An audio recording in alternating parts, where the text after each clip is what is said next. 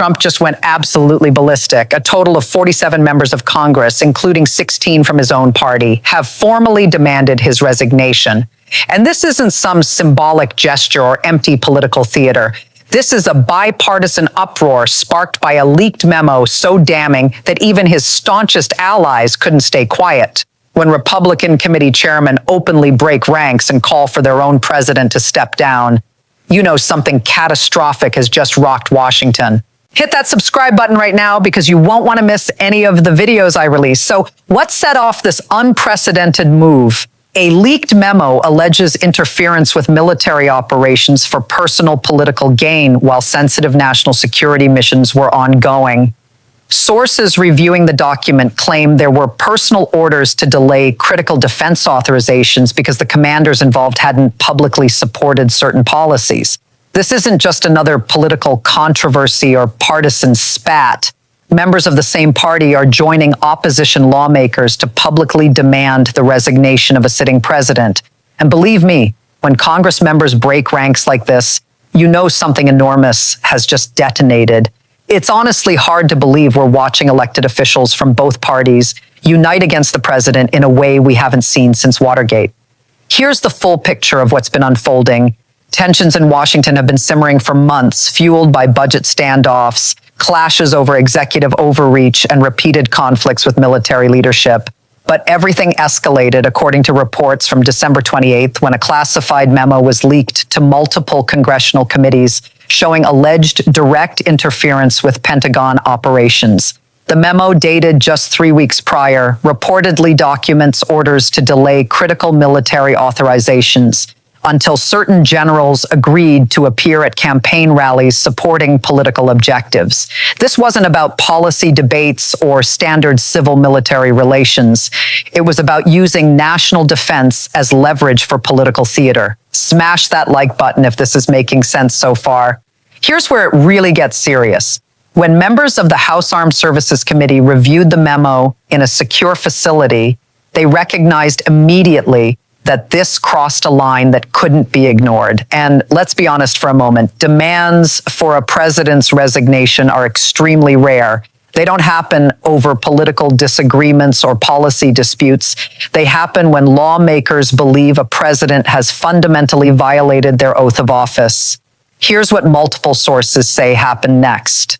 On December 27th, a bipartisan group of 47 Congress members held an emergency closed-door meeting after reviewing the classified memo. The group included 31 Democrats and 16 Republicans. Sources told reporters that a Republican congressman, chairman of the House Foreign Affairs Committee, reportedly stated that the evidence was undeniable and that staying silent would make them complicit. Meanwhile, a Democratic congressman, ranking member on armed services, called the memo's findings a clear abuse of power that jeopardized national security. By the end of that 3-hour session, the group had drafted a formal letter demanding immediate resignation. Released publicly on December 28th, the letter claims that constitutional duties as commander-in-chief were violated by subordinating national defense to personal political objectives. Reporters who obtained the full text note the language is unusually blunt. The letter accuses the administration of putting American lives at risk, undermining military readiness, and betraying the trust of service members who rely on civilian leadership to act in the national interest rather than for personal gain. Drop a comment right now if you saw this coming. I read every single one. Now things get absolutely wild.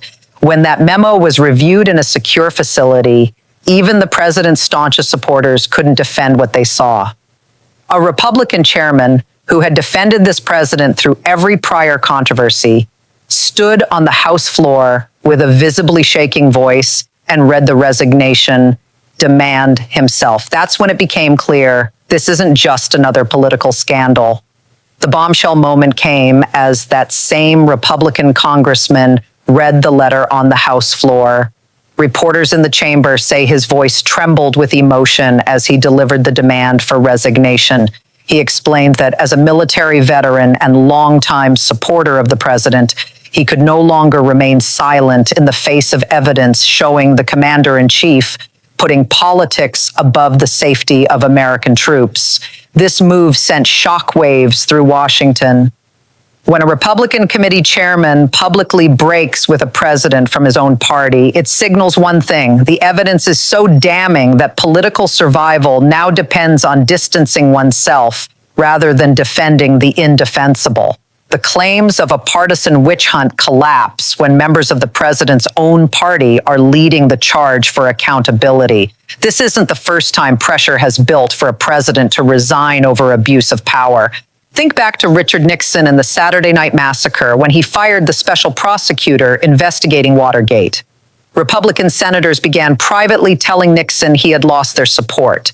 The pressure grew so intense that senior GOP leaders went to the White House and told him he had to resign because he couldn't survive an impeachment vote. Nixon stepped down within days. Then there was Bill Clinton during the Lewinsky scandal. While he didn't resign, dozens of members of Congress called for it. The key difference, Clinton's actions, though inappropriate and dishonest, didn't directly impact national security decisions. Calls for resignation never gained bipartisan backing, since many Democrats saw them as partisan overreach. Subscribe immediately if you haven't yet. This content doesn't exist anywhere else. And let's not forget the first impeachment over Ukraine. Some Republicans privately expressed concern, but publicly they maintained support. The party stayed unified even when evidence of wrongdoing seemed clear to many observers. Now, however, it's different. This time, Republicans are publicly joining the call for resignation. The pattern is clear. When presidents abuse power in ways that threaten national security, even their own party eventually reaches a breaking point. Political loyalty alone can't hold. So what allegedly triggered this unprecedented reaction? According to legal and military experts who reviewed the leaked memo, the actions violated key principles of civil-military relations. The memo reportedly shows personal calls instructing Pentagon officials to delay authorization for 3 separate military operations.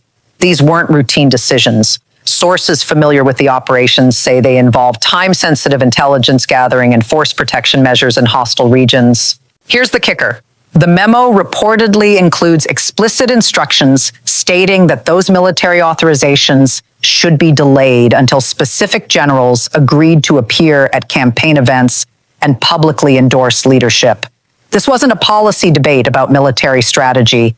It was a clear attempt to use operational delays as leverage to extract political support from top commanders. Don't go anywhere. The most explosive part is coming next. And here's what should alarm everyone. This isn't just about one memo or one isolated decision. If a president can stall critical military operations until generals comply with political demands, national defense instantly becomes a bargaining chip for political gain. Once that precedent is set, there's no turning back. This puts Republicans in Congress in a nearly impossible position. On one side, they feel pressure to maintain support from a base that remains fiercely loyal and sees any criticism as betrayal. That means defending the president regardless of the evidence, attacking the leak as illegal, and framing the entire situation as a deep state conspiracy. On the other side, they are forced to reckon with actions that, according to their own committee chairman, put American lives at risk for political purposes. They now have to explain to military families why operational readiness should depend on generals providing campaign endorsements, a position that's nearly impossible to justify. And here's the tricky part. There's no credible defense. Either the memo is accurate, in which case the actions are indefensible, or it's fabricated, which would require believing that multiple congressional leaders from both parties are lying about what they saw in a secure facility. Legal and political analysts are calling this a constitutional crisis unfolding in slow motion. A Harvard law professor and former assistant attorney general told news networks that if the memo's allegations are true, there were clear violations of the president's fundamental duties as commander-in-chief. While the Constitution gives the president broad authority over military operations, that authority must serve the national interest, not personal political gain. A former federal prosecutor added that these actions could potentially violate federal laws prohibiting the use of government resources for campaign purposes. Delaying military operations to extract political endorsements from generals isn't just an abuse of power. It could be a criminal violation. do me a favor and slam that like button because it genuinely helps this video reach more people.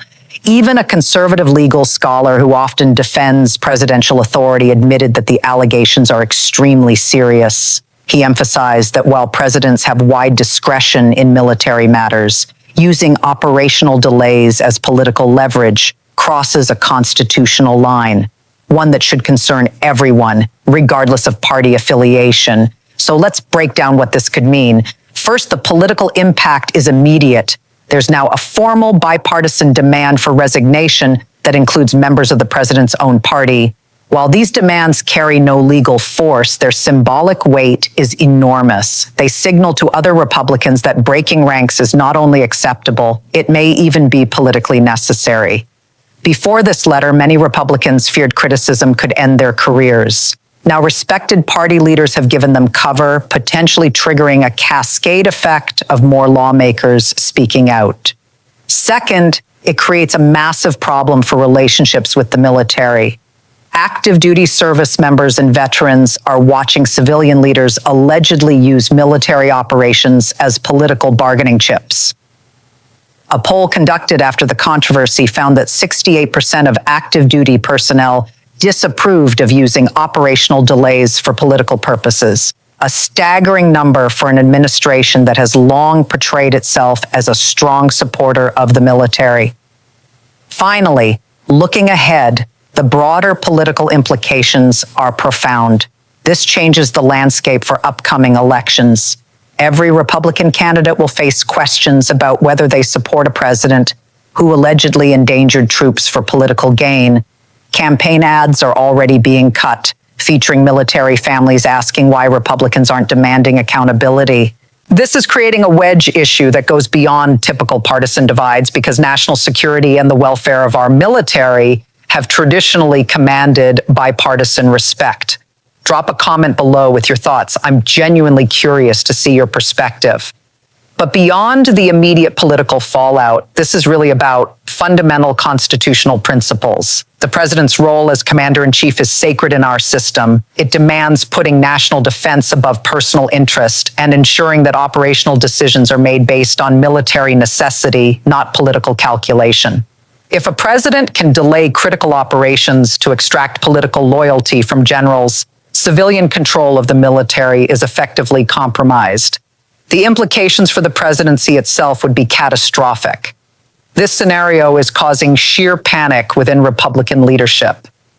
Reports indicate that senior Republicans held emergency conference calls to determine a response. Some argued for circling the wagons and attacking the leak, claiming classified information shouldn't have been disclosed. Others insisted that the allegations themselves demanded a response, regardless of how the memo became public. The party is fracturing in real time, torn between loyalty and the responsibility to address serious national security concerns. Meanwhile, core supporters are absolutely furious at the Republicans who signed the resignation letter. Social media is flooded with calls to primary every lawmaker who broke ranks. They're being labeled traitors and deep state collaborators. To the base, this is the ultimate betrayal, proof that even Republicans can't be trusted to defend against perceived enemies. Things escalated further when Trump himself responded with a series of posts from the White House. He called the resignation demand a hoax and a witch hunt orchestrated by Democrats and weak Republicans.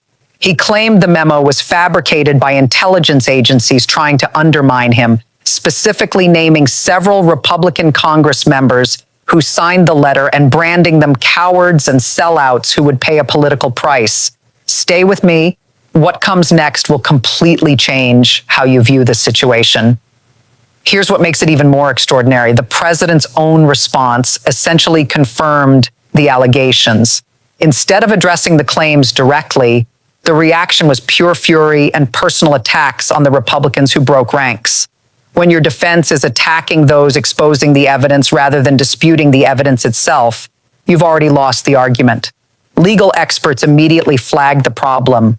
Attacking Congress members for exercising their constitutional oversight duties while claiming the allegations are false creates a conflicting dynamic. If the claims are baseless, why respond with such rage?